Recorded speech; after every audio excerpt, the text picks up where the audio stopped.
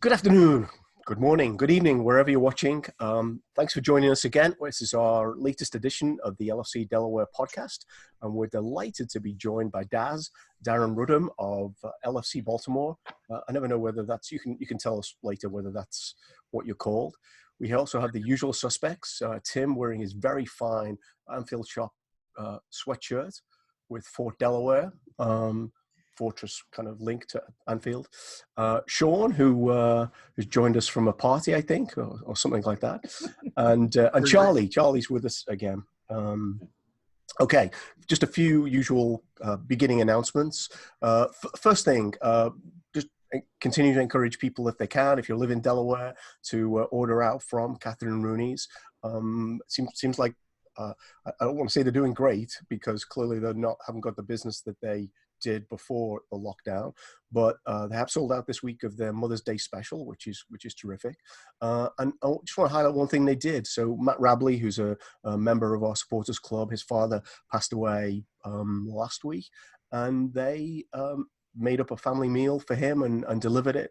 I think it was on Thursday this week, which I just think is a tremendous gesture. So Catherine Rooney's, if you're thinking about ordering out, then so we also have a couple of other things we'd like to draw your attention to. So I want to turn it over to Tim. He's going to talk about his favorite beer now. Sheesh. Yeah, so I'll be representing the Larimer Brewing Company down Chester, Pennsylvania. Sorry, it's not LFC Delaware, it's LFC Pennsylvania. But one of our members, Colin, is on staff there, kind of plans their food trucks. And so since I've been unable to cross the well-guarded border into Delaware during the lockdown, I've been patronizing the Larimer to support local business. Recommended highly if you can get there. Very delicious beers. I can endorse that. Yes. Yeah. So Charlie, we had Amy Kate on last week, and she was talking to us about CopCon and CopConnect. What they've got an event tomorrow. Tell us what's going on there. All right, tomorrow at it's at noon. I think it's at noon Greenwich Mean Time, so 4 p.m. But CopConnect is back Sunday for the second free virtual event, featuring a quiz, a Q&A with former Liverpool player, and live music from Mark Kenny. You need Zoom, and if you join the CopConnect 2 group on Facebook, then you, I guess, can get an invitation there that way. Have your LFC scarf ready for a rendition of You'll Never Walk Alone at the end. It's capped at 100 participants, so sooner you're in, the better. Oh. Now we're on it. It'll obviously be competitive to get those 100 slots. Okay. Before we get going, and we'll talk to Daz. One other mention. The sweatshirt that Tim is wearing is from the Anfield Shop, which is a source of multiple awesome things. Actually, soon we'll be able to distribute these, but we've got our koozies from our Delaware koozies available. Yeah. Got a box of 400 sat in my garage right now, but hopefully we'll be able to distribute them. Actually, I'm also wearing the T-shirt. There you go. There we go, from the same aforementioned shop. So Alicia, if you we're always looking for sponsorship. So if you ever get to watch this, then give us a call. Now I heard they also have a sweatshirt available that alleges that Baltimore is the best place to watch a match. Is that true? No, just the best supporters in the world. Oh, just the best supporters. Okay. I can't think it's the best place to watch too, but we'll go with the best supporters for now. It's a good-looking shirt, by the way. Thank you. Appreciate that. So that's a really good segue. So we want to talk about a couple of things. One is your own story of how you became a Liverpool fan. But I think we're all kind of really interested. I think we sort of see Baltimore as sort of being like our or sort of the people who watched over us as we were kind of forming. So I'm interested in the story about how Baltimore formed and kind of, I guess, how you've got where you are today. Well, it started after that lackluster year of 2005 when we won number 5. It was a group of us that watched at a place called Sluncher. It was an Irish restaurant downtown Fells Point. And we started to grow in numbers, and we thought, well, why don't we make this more official? And that was entirely based on the fact that we just won the European Cup, Champions League, whatever you want to call it. And we approached Liverpool proper, and that day and age, this was 2005, late 2005, and we sent them an email and said, hey, look, what do we have to do to become a recognized official branch? And in those days, it wasn't called the OLSC, it was called the AIB, which was the Association of International Branches. And it's nowhere near as kind of codified as it is now. Back then, it was a little bit more loose. I think we sent them like $50 or $100, and so we essentially bought our way in, for lack of a better way of putting it. Right. And so they sent us, they just told us, hey, you guys are in. So we just started printing T-shirts that said we were official Liverpool supporters group. And when the new mob took over, that's when we became the OLSCs. But yeah, so it was basically just like 5 or 6 of us putting our heads together and saying, hey, it looks like we're getting the type of support that this has legs, because 2005, there wasn't really a lot. I think Fox Sports had it back then, I want to say. Yeah. And where we watched it, Slancha was kind of like a United Nations type thing. So there was Liverpool supporters there were Chelsea supporters there, because then they were kind of in their pomp too. There's a lot of Arsenal supporters. And so it was kind of like the United Nations of football watching it in Baltimore. And I think Slancha recognized that this was going to be something that had some legs. So they promoted us and we promoted them, and people started showing up. And then after 2005, and you guys will probably have noticed as well, anytime that we're doing well, our numbers swell. Yeah. So after 2005, we saw like a really big increase, and we thought, okay, well, let's do this. And within 2006 is when we got the official recognition as a supporters group. And then based on that, I know that Nick approached us a good couple of years ago now about starting one in DC, and we kind of gave them the template of what they needed to do, try to put a good word in for them. Same for you guys in Delaware. Yeah. And here you guys are. Indeed. And here we are. Mm-hmm. So you're not at Slancha anymore. What's the story about that? Well, or are you? I'll keep it politically correct. Some of us had a disagreement with them, and we kind of split down the middle. It was a tough time as a group. It almost wrecked us. We ended up going a little, like basically 6 doors down to a place called Alexander's Tavern, and we were having a garbage year that year, and so like people just kind of like filtered out essentially. And then someone said, hey, look, there's this guy on the other side of the harbor in Federal Hill. It's got like a nice little, it had like a perfect environment. It was dingy. I think, did you guys come to the game in Baltimore? Did any of you make it down? Baltimore? Yeah, sure. yeah. It was, I couldn't get into your official bar though. Yeah. I had to go to the idea. So he really opened the doors for us, and it was perfect. And people started streaming back in like any given weekend. You guys, I think you came down once or twice, and we were like, it was just like rammed with people. Yeah. Yeah. And then he's sold that place and opened up where we are now, called Smaltimore. Mm-hmm. And because he was so good to us, he's like, look, we'll follow you. And so that became our official bar. And that was 6 years ago now, I want to say. It was a while ago. Yeah. And we've never looked back. It's now under new management, and they're awesome. They really are awesome. And they're working with, you guys have, you pushed Larimer, so I'll push our brewery, which is Key. Go ahead. It's based out of Dundalk. Spike, the guy that owns it, was a big Dortmund fan, and because of Klopp coming across, he's like, well, this makes it easy. And so he courted us for about 1.5 years, and we're like, yeah, we'd love to have you aboard. And they went out and made an alt beer for us they let us name it, so we called it Corner Taken Quickly. So we have, it's not officially a Liverpool beer, but it's pretty darn close. It's touching right on one of probably the best phrases of our young lives, I'd say, at least in terms of commentary. And so, yeah, that's on tap there for us whenever we want it. And when this all lifts, we'd love to have you guys down. I've had 1 or 2 of them, and they are delicious. I'm not a big alt beer fan by any stretch, but these are really, really good. Low alcohol, good day session drinking beer, and it's good for like any game that goes into extra time. You'll be well covered. Even good for the 7:30 games, right? Especially good for those. Only had 6, dear. Only had 6. It's 8 o'clock in the morning. Yeah, I've mentioned to Paul before, I think on one of these recordings even, that one of my favorite recent memories was when we traveled down for the Man City game a couple of years ago. That was just an awesome game. You guys were packed that day, and that was the one where Salah scored that crazy goal where he picked off Ederson's pass at Back over his close to head. midfield. Yeah, that was a fun day. It was. That was early 2018, I think. Yeah, that was kind of right at the beginning of when we were like hitting our peak. Yeah. It was before our Champions League run in 2018, and obviously Well, that was 2019, and that was ending their unbeaten run in a season when it looked like they might keep going and going and going, and we smashed them then, and in the 2 subsequent Champions games. Yeah, and the final result was like a closer score than the game felt too. I mean, it felt like we just smashed them that day.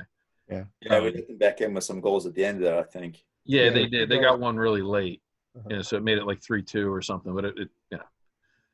Yeah, I always get a jolly of sitting inside Baltimore, and then you see some poor bastard opening the door like, oh, and then the door.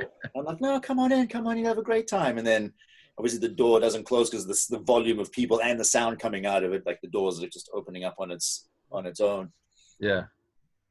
Hello, who Hey, we got bud. there? Guest. There you go. Special guest. The youngest supporter. Definitely the youngest person we've had on so far. Say hi, Will. Yeah. Okay, say bye, Will. Sorry, guys. Yeah, but Baltimore's a great place to watch it, and much the same as you guys. We're trying to help them out with as much business as we can. So we try and run like competitions, like people that go and buy food, same thing, pick up food. Well, you take a photograph of your receipt, submit your receipt, and we put it in a hat and draw it, and then there's $25 for the winner. So we're trying to drum business up for them as much as possible, because obviously we're not advocating that people go down there and sit in a restaurant. I'm not sure they even can. So that's because it's pretty stringent rules down here too in Maryland about where you can and cannot congregate. So we try to help them out as much as possible. And they've been really good to us over the years. Like I said, they changed hands 2 years ago now, and I think the new owners were, we're not quite sure about this group. And then I think they saw the receipts on weekends. They're like, oh yes, come on in. But having you guys aboard. Yeah. That's right. They've subsequently become big Reds as a result. So that's good for us too. That's always been my thought. Like places that are reluctant to open early, I kind of understand the reluctance, but like they make a lot more revenue off alcohol than they do on anything else. So if you're selling however many drinks at 7:30 in the morning, I mean, that's just like, it's just extra cash. It's got to be worth paying a bartender for that. But well, you'll find, I think, a lot of people now are realizing bars are seeing the benefit of doing that. And so I know that a couple of groups have had bars approach them then with some juicy deals about, why don't you come and join us, and we'll do this and this for you. So I know some people have leveraged, and it's not just Liverpool. I think it's a lot of different supporters groups, and they've leveraged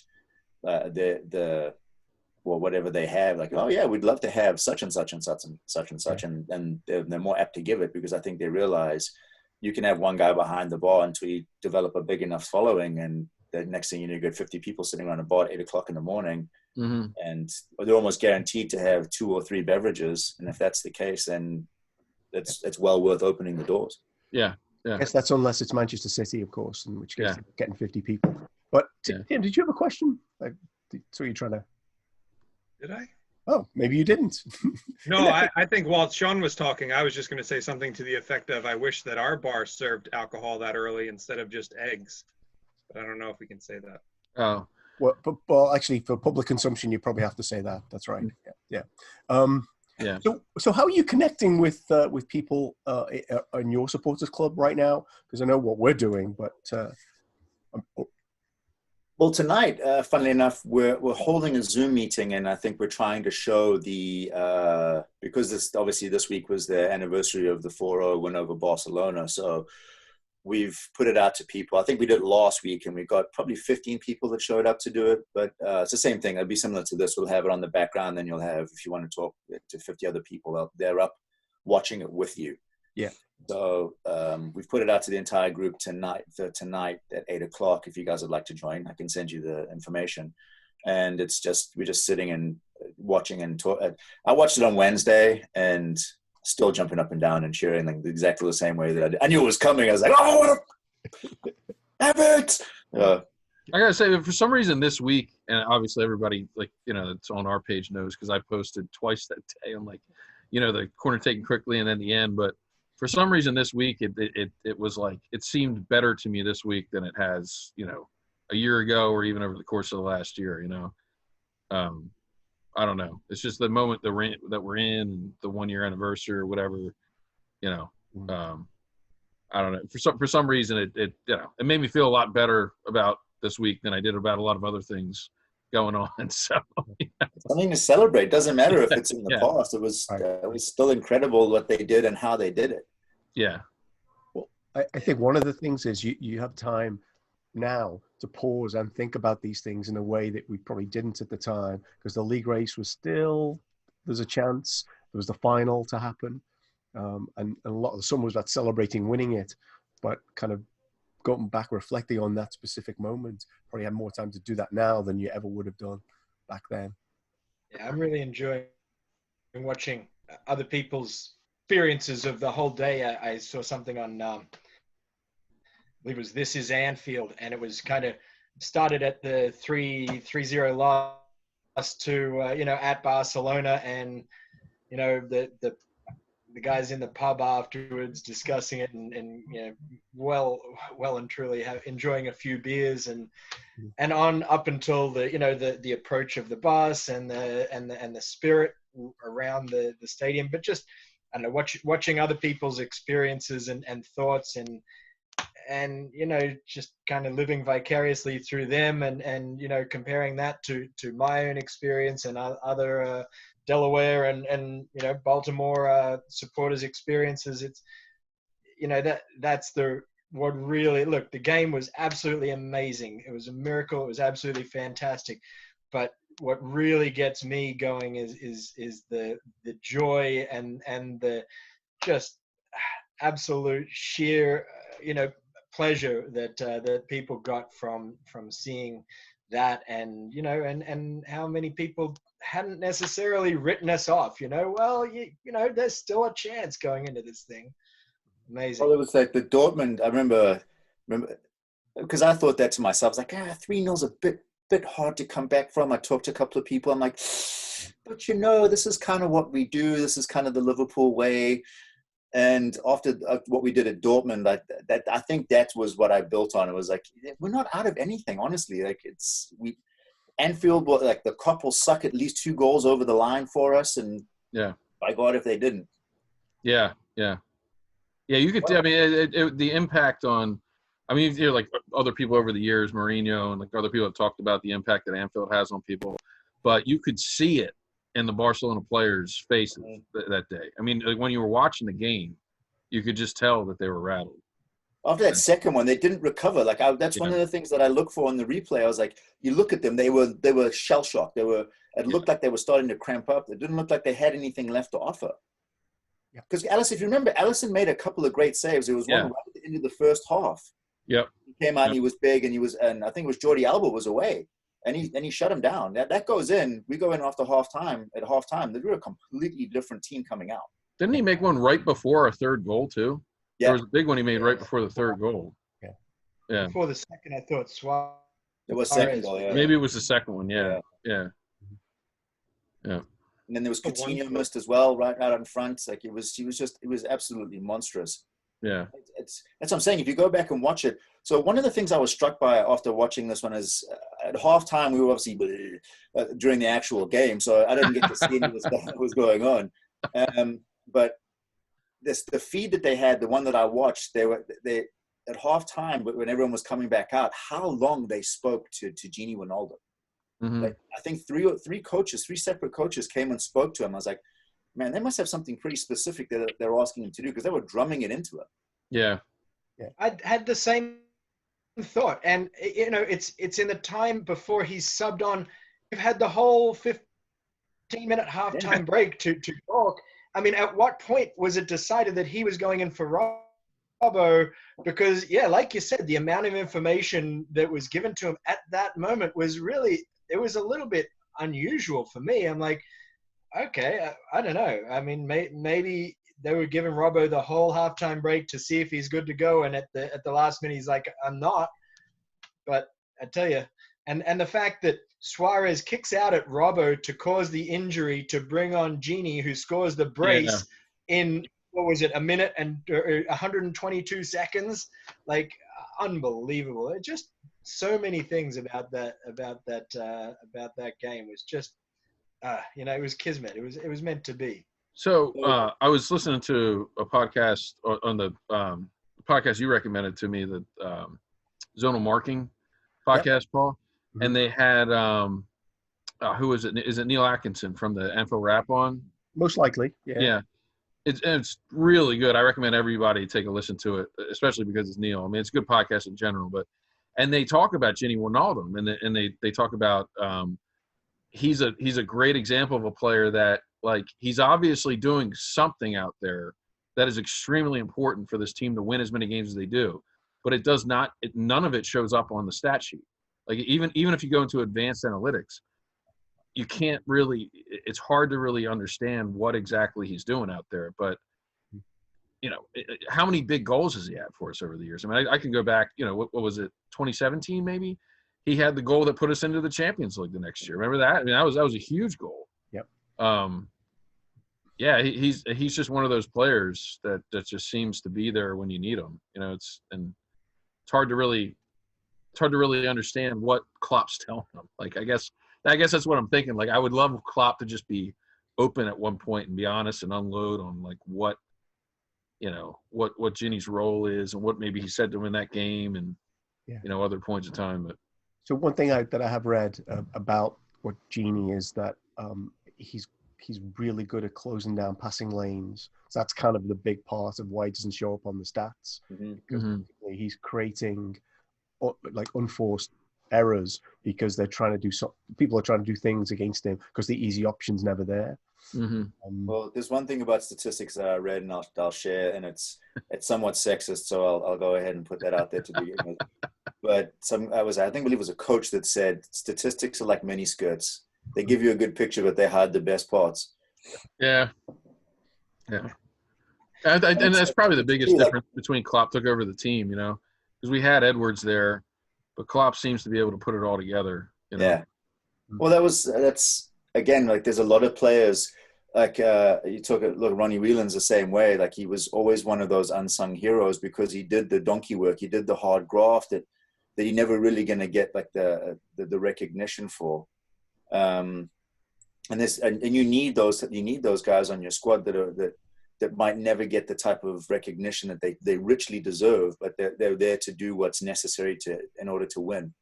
He's one of the guys that carries the piano, I guess, but he's one of the main carriers. And that I guess, to get further afield from our projected agenda here, but like, what are they going to do with his contract? Because you get into and I know that this COVID-19 has thrown so much into I guess, not disrepute necessarily, but it's thrown it into chaos, really, about what's going to happen with contracts, because teams are looking to offload players, and players are like, I'm okay with sticking around for another month and a half until, if you guys want to keep pushing back the window, because then they're still going to get paid, and clubs are like, well, we kind of don't want you around, and we want to free up the cash. You're going to free agency is going to be worth its weight in gold for these players. First of all, for anyone who's listened to any of the others, Daz's reference to the agenda may come as a bit of a shock, but yeah, occasionally have an agenda. Loose agenda. Yeah. To which, I did want to talk about your own story, because I know you've got some family history, and I as long as I've known you, I've kind of picked up a sense of there's a lot to your relationship with this football team. So. Well, I think I told you this. I didn't have much of a choice in becoming a Liverpool fan, because my grandfather was a Red. He played between the sticks in the late 50s, the 3 seasons. So at one stage, I think that I'd mentioned to him that I like the color blue. No, you don't. It lasted about as long as it came out of my mouth. Yeah. So so thank God, like that was given to me from the jump. And also, I guess when I was growing up, we were in the salad days of Liverpool's success. Like the late 70s all the way through the 80s and 90s. Obviously, it tailed off, but like I was around for the absolute salad days. So I'm fortunate for that too. But yeah, long story even longer. I come by this through familial connections. Mm-hmm. But you stayed. That's the important part. Yeah. So you obviously, by the way, I don't like the color blue. All right. Out there. I don't like the color blue. So no detours into kick conversations. Just saying. Well, my son he's a big Aguero fan, and you guys can probably attest to this too. The kids, well, probably about as far back as probably about 10 years ago, started choosing teams based on their proclivities for the games that they played, like the video games that they played. So if someone had good statistics on, was it Pro Evolution Sports back then or whatever it was, or it was FIFA, add date here, add year here, like they kind of follow players instead of teams. So someone jumped from Real to Manchester United or vice versa, then they became de facto fans of that particular team. And my son just liked the way that Sergio Aguero played, and I was like, well, you're welcome to like him from outside. I'll buy you a plain white T-shirt with Aguero written on the back. But yeah, you can choose any team you like as long as it's Liverpool. So actually, just an aside on FIFA, my son started off playing Barcelona on FIFA when he was much younger, and thanks to me having control over the purse strings, what started to happen was he could only play Liverpool, and he started signing like Neymar and Messi for the team. The interesting thing is he plays now. Yeah, he's not signing any of those people. He's very happy with who we've got. Yeah. He's not signing Mbappe and Koulibaly for Sean over here. Trading Lovren. So back to Daz. I'm not anywhere near as interesting as the rest of this. So yeah, just to explain, we were looking at kind of topics to talk about, and one of the there's a couple of recurring themes wrapped up in all of that, which is kind of what are the transfer rumors, and the boys love a transfer rumor. This week apparently there was one about Koulibaly, and Mbappe, of course, has been kind of part of the furniture in terms of transfer rumors for a while. So there's a whole thread going on. And then we discover that maybe Dejan Lovren holds some very interesting views about conspiracy theories. So Sean was desperate to offload him right now, which, Yeah. I'll just add 2 cents on that. I was bored the other day, and I read a ridiculous rumor about us signing Koulibaly. So I private messaged these 3, and I said, how amazing would that be? Van Dijk, Koulibaly, and Allison as sort of your back there, and Charlie was giving me a hard time. He said, "Yeah," and I can't remember what he said, but it was something else ridiculous. Yeah. Well, would you take Koulibaly over Joe Gomez? Well, that's the whole thing. Like, no, you wouldn't. I mean, and Klopp never would. I think like Joe has earned his spot there for sure. But I think Koulibaly's an amazing player at the same time. I don't want any of our rivals to sign him. That's for sure. Right. So. Well, then you have like to everyone else. He's been rumored to United. Sorry. Yeah, right. If he went to United, I would absolutely hate that because I'm happy with them having the crappy center backs they currently have. So.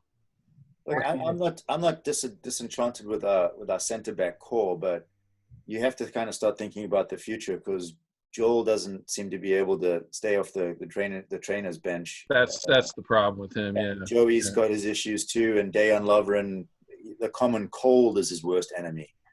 Yeah. That's the other thing. I don't want to go on about Lovren, but he's always hurt too. You on top of everything else, he can't stay healthy. This is now 3 cents. Well, and I think the big thing is like squad rotation too. So the more competitions you're going to play, you may need people that can actually rotate through it. It'd be like fantastic to have the same 10 every time, or same 11 if you want to. We're obviously playing Allison now. Adrian's, never mind. But having guys that you can rotate in, for some of the other cup competitions, or even Champions League, since we're the only ones that have qualified in the Premier League, I think you need those guys, right? You need someone, I think. Yeah. Maybe not old school about center backs. Center back in the world. Well, I'm old school about center backs. Is that you build championship teams on the strength of your center backs, and it's kind of your mama and your papa of the team. If you build on that foundation, and that you rarely go wrong. Like you look at Lawrenson and Hansen, and it's that again. I'm going way back, but I was always told by my dad, like you win championships based on how good your center back pairing is, because they build up like this preternatural understanding of each other, and it's almost like they don't even have to think about what they do because they know that the other person's immediately got their back. I guess it's true of squad chemistry, but when you work that closely with someone and you literally have to have a siege mentality, like Koulibaly I've said it for years, and I was excited to see it. But I'm also like, Joey Gomez he's young, he's got a much higher ceiling than he's showing us right now. So it'd be a tough one, but it would be nice to have. Yeah. I love Joe Gomez, but it's go ahead, Charlie. You got to keep in mind that, like you said, once the familiarity is there, Van Dijk and any of our other three center backs are a formidable pair once they get that understanding. It took a little while for Joe Gomez to get back to early, the prior season form, but once he got there, he was phenomenal. There was some really good, really good chemistry there with Matip when Matip was, and even Lovren is, those two as a center back pairing are really very good when they have that understanding. But how many center backs do you want? You have, Fabinho who can slot in there if needed. You even have Henderson who's played back there. So, if you've got your four, if you lose Lovren and you replace him with one of the younger guys, then you've got your three center backs, one of which is going to be, perhaps in the rotation for other games.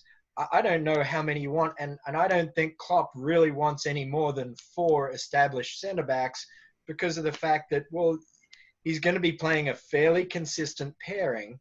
And, and then when you do rotate the other one in, there's that time to get up to speed and so on. So, a Koulibaly would be great, but, at what cost? Yeah, don't get me wrong. I love Joe Gomez. When Gomez is healthy and it's Allison, Gomez, and Van Dijk, we pretty much don't concede any goals and we win every game. So, it's hard to improve on that. The problem is, like Dad said, he has trouble staying healthy, and at some point you need somebody back there that can be consistent and healthy all the time. So, I'm a Nat Phillips fan for what it's worth. I know we saw. I haven't seen enough of them yet. Yeah, but yeah, as Paul is want to point out, I do watch some Bundesliga, and seeing him play this year, he seems like he could be a role player, if not, a guy who everyone goes out and buys his shirt. But it seems more likely, in terms of something we would do. But you never know. Where's he playing at right now? Is it Hertha Berlin, maybe? I think so. Yeah. Okay. See, my one fear is that Joe Gomez becomes like a Danny Agger. Yeah. It's just it's unfortunate injuries, because that one where did he break his leg at Burnley? Yeah. Mm-hmm. Oh yeah. Again, that's not something that's a bit of an unfortunate injury, and it doesn't happen all that frequently, and it kept him out for ages. And there was that time where Sterling slapped him in the face. That left a solid mark right here. Yeah. Didn't miss a game though. He did not. That's true. Yeah, and Sterling hasn't showed up since then. Yeah. Did Sterling unintentionally slap him in the face? Flailing his arms around? Definitely not. So I don't think we want to go down a Raheem Sterling rabbit hole. No. Okay, so we will, because this is one of those questions like, who would you rather have back? And you have a choice of three. You have Luis Suarez, Raheem Sterling or Philippe Coutinho. And we have this argument all the time. And like, Yeah. One of the three? you have one of the I three would back take and why? Suarez 7 days out of 7. Yeah. Every single time. Yeah. I need to go get a beer, actually. I didn't. Not fueled up enough for that No, conversation. yeah. My initial reaction is I don't have a lot of enthusiasm for any of them. Yeah. Yeah. And I think that of the three, But what do you hate most? Is how they agitated for the shift, or do you value what they bring to the team more? Because I'm with Sean. I love Luis Suarez. He's just the right amount of shithouse and talent all wrapped up into one like buck-tooth sandwich. Like there's everything about him. Like there's so much needle, but so much unbelievable talent, so much drive and passion. I've only been a Liverpool supporter for 15 years, but prior to this current team, the last 2 years, Suarez is the second best player that I've seen play for the team, maybe behind Gerrard. I guess you could argue Xabi Alonso maybe, but he was just unbelievable for those 2 years. I mean, it was fun to watch every single game because he was there, and you never knew what he was going to do. And he did a lot of crazy, stupid stuff. There's a lot of stuff, obviously, that was like unforgivable, but God, he was so good. I mean, the definition of the guy you want on your team and don't want to play against ever. Exactly. Right? He's kind of a Diego Costa, although I think he's better than Costa. But you know, that's the type of player he is. But well, even when I watched the replay when he kicked out at he just left his leg out and then kind of lashed out at Robbo, which was the reason I believe that he went off. Yeah. Even I was like, "Oh, you dirty shit!" I had a big smile on my face, like that. That's what he does. Yeah, I mean, yeah. Well, when I consider those three, I look at which one of the three might be able to fit into the starting team, and I only see Coutinho as the outside possibility there. Oh, really? What? Luis Suarez he walks onto any team you want, no matter what the system. He is the system.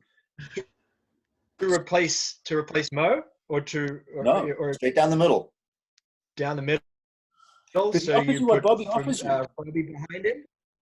He offers you what Bobby offers you. He has a great range of passing. He drops into the midfield. He's not getting service to look for the ball. He harries. He agitates. He's just. I like what. Don't get me wrong. I love what Bobby does, but Suarez does it in spades, and he bangs him and he puts him in the top bin for you too. Like you go to Norwich to this day, and you say Suarez out loud, and people start crossing themselves. He scored 3 against him every time he played, didn't he? Like yawning. Next. So I think the squad has a no dickheads policy. And that's the thing. Yeah. Robbo might. A couple of those people in your list. What was that, Tim? I said Robbo might argue that point. He's he's making a push, but he's not bitten a human yet, though. So no, I mean, and Fabinho's got a little bit of shit house in him too. Sure. I don't know if we have to mark that out, but he has a little bit of that in him too, in terms of kicking out and that position always fouls and that's his position, right? Yeah, I mean, like he's supposed to do that. So yeah, but. So back to the agenda. I stuck with everything there. Robert, what's an agenda? Remorse for the Messi incident in that game a year ago. Did you see that? Yeah.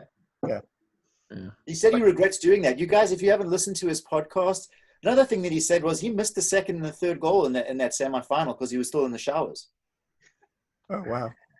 Who is it? Robbo? Yeah. I was watching the celebration right before we recorded today, and he was out there in his coat. Yep. And so it kind of makes sense. Yeah, he's like hugging, I don't know, Hendo or somebody. So So does the interview on the Liverpool website? Is that That's BBC. It was Peter Crouch. Okay, all right, thank you. That Peter Crouch podcast. Yeah, it's really well done, and he kind of goes behind the curtain a little bit, and he says it was the Christmas party, and he said he played a blind. I guess I forget who it was against, but he said that Klopp came to him and said like, you played your heart out today. You were immense. So I forget what the language he used was. So one of the other commentators was like, you realize he was probably pissed, right? I was like, I don't care. I'm taking it. Yeah. We were going to touch on Jurgen Klopp today, but I think we're winding down in terms of time. So let's ask one question in terms of your memories. What are two or three of your like top memories? Maybe they were being at Anfield, but of supporting this wonderful team. I was there for the Manchester City game, and was it when we beat them 3-2 at home? 2014. Yeah, Yep. 13-14, and I was in the Kop probably about 6 or 7 rows back, and the atmosphere, because that was also the Hillsborough weekend. And we weren't even supposed to. I wasn't going to go because that game was supposed to have been pushed back because City, I think, lost their FA Cup game, and if they had won, that game would have been postponed until a later date. So it's everything around it was just like so fortuitous and kind of like covered in like awesomeness. I got the ticket a week before, bought the plane ticket like 6 days after that. No, 6 days. So on the 6th day, so I was like, I got a ticket, I got to go. And then we got those tickets right in the Kop, and just the atmosphere was absolutely electric. It was wall to wall sound the entire time that we were there. Like I still get goosebumps on the back of my neck thinking about that. That was a great one. And then the first game that I took my son to was the Spartak Moscow Champions League game on the Wednesday before we played the derby on the Sunday. And so my son got to watch us put 7 past Spartak Moscow. Wow! And that Sunday was freezing. It was snow. And actually, remember it snowed, and we played in the snow. It's when Mo cut back inside and put it in the top bin. Yeah. And we tied 1-1. I think that was the one where when Lovren pulled down what's his face in the box, the tall kid. What's his name? Oh, that's not my memory of it. My memory is that Lovren was running with that guy and he fell over. Is that the one? Yeah. So that was a great week. It was also one of my best friends. We took him over. We surprised him for his 40th birthday for the derby. So it was and then there's more than I can shake a stick at in terms of like watching at Baltimore and watching with some of the other Reds. Like I don't know if it's the same for you guys, but I've made some like lifelong friendships out of people just randomly showing up and saying, hey, I hear you guys are a Liverpool bar, and we've had two nuptials, 2 weddings as a result of people meeting each other. We've been around for 14 years now, so I don't know if we've had any divorces yet. If they have, they've been very quiet about it. But we've had 2 weddings. Not that you know of, anyway. No. Yeah. So we obviously need to put that on the board's agenda next time. Kind of how can we? Right. Encourage. Yeah. More people towards dating situations. Yeah. Are you looking to get married / divorced? Come join us. Yeah. Oh, that's good stuff.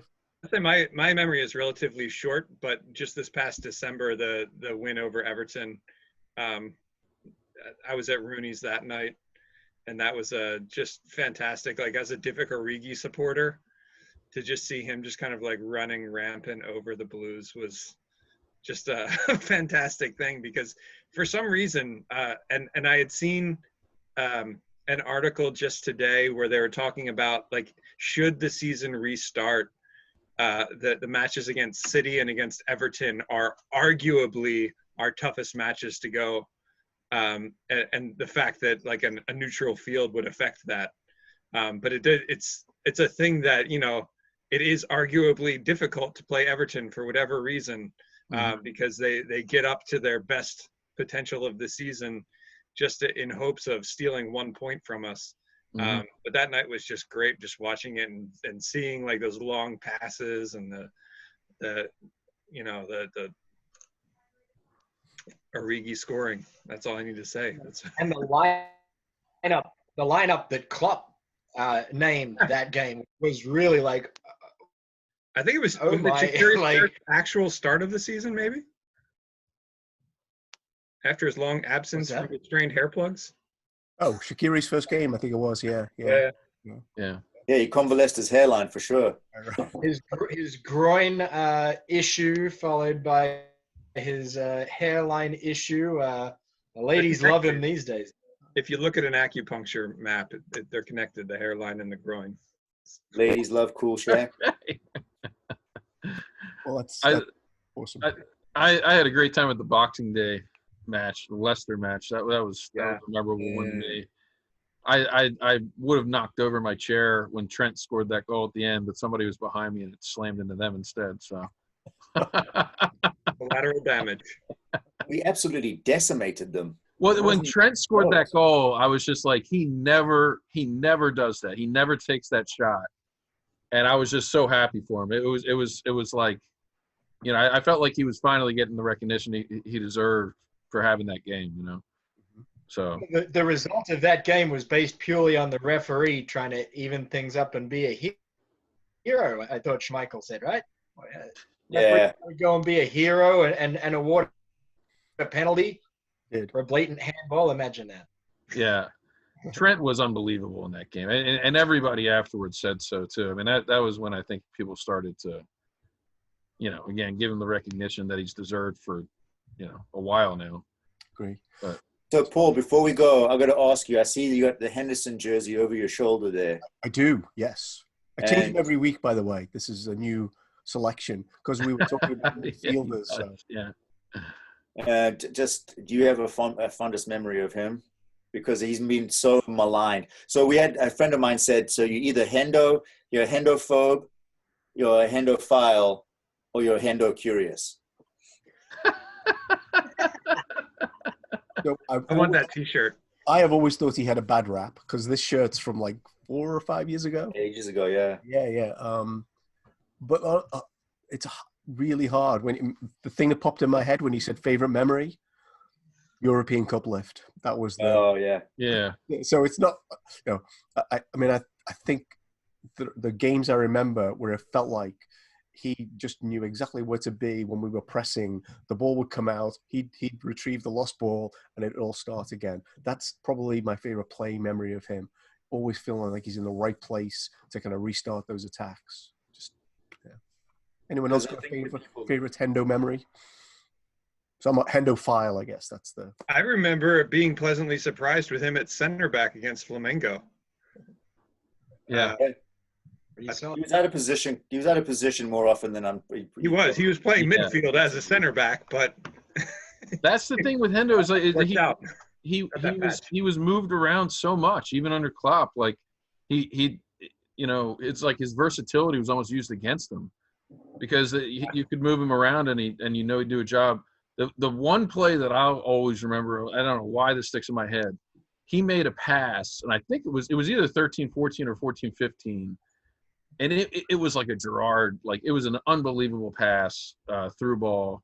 And I was just thinking like, man, he's about to take off. And I think soon after that, he had one of his major injuries. And I feel like that's the other thing. He's had a couple of these injuries that have just slowed him down too.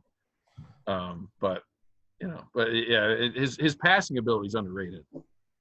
But. I think it's pretty well established. No, I shouldn't say established, but I think a lot of people have said that the reason that we didn't win it all in 13-14 is because he got sent off against City in that game that I was mentioning earlier. It absolutely was, yeah. Mm-hmm.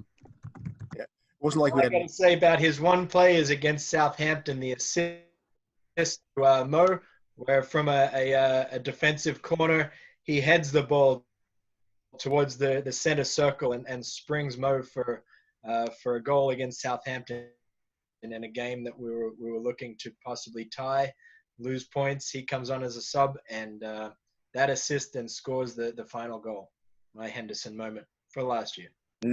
Awesome, yeah. Mm-hmm. Maybe that's a good place to end, although we do have one more. What I feared, by the way, with the Trent conversation is you were going to say, oh, and he did the Mbappe celebration, and then we were off on a different tangent. So well, no. Bringing it back. We already touched on that. Yeah, unrealistic transfer signings. Yeah. One thing you've seen this week that caught your attention in the Liverpool universe that's worth commenting on. Let's start with you, Daz. The pleasantly surprised Koulibaly was probably for me, because I know that I've been trying to carry that water for a long time, and to see that actually in print, I was like, it made me extremely happy. And if you do get a chance, like listen to Robbo on that podcast, because it does give some He's one of my favorite players just because he's got the right amount of needle to him. He's one of those players that, again, that you really don't like playing against, but you love playing for you. Mm-hmm. And the stuff that he does off the field for the larger community as well. He's mensch, man. He seems like he's got everything that you need. He's a good human being, good father, great footballer. But yeah, so I'd say those two things, those two pieces of information, well, his information that he shared with everybody, and then Koulibaly were my two big pieces of Liverpool love for this week. Nice. So I can see Tim next in my Zoom window. Right. I think so. This morning on NBCSN showed a 1 hour special about just like recapping last season, and I think being in the season, I was not thinking about how close we were to winning the Premier League last year. And so watching that this morning, I actually said to my wife a few times, like, can you believe that? I don't know if I wasn't paying attention or I was just more focused on the European Cup at that point, which I wasn't because I thought we were going to lose that. But it was so close to have such a great season and to be eked out by that 1 point. It's a good memory, to tell you the truth. It sounds bad, but to know that we were that close last year before we win this year at some point, that was my thought of the week. Sean, I've watched so it's the year anniversary of the Trent corner taken quickly, but I started watching that the day of. But I've probably watched the celebration afterwards 10 times since then. I mean, it's just, to me, for some reason, in the moment we're in, so Mo's shirt, the never give up, like it's timeless for me. You can watch that 2-minute clip on LFC TV over and over again, and it's just such a great moment. So that was it for me. Awesome. Charlie. Pretty much Watford, Villa, and whoever else bitching and moaning about the yeah, Watford. That the game is going to come back in neutral venues, and how much of a travesty that is, and totally unfair to them. Yet everyone else, whatever, we don't care. We're trying to fight relegation here. Yeah, honestly, come on, guys. It's a pandemic. Let's maybe a little bit of give and take would go a long way here, guys. Guess we'll find out more about that this week. Yeah. I'm going to wrap it up by going back to the BBC Sport interesting, not very scientific poll, which somehow ended up with Bruno Fernandes in team of the season, only playing 5 games, whatever. But on the good news front, Jordan Henderson was voted player of the year in this poll, which I think, well deserved. Yeah. Well, good note to end it on. Daz, thank you so much for joining us today. It's been a pleasure having you. Thanks, Dad. Thanks so much for having me. It's been a blast. Great. Yep.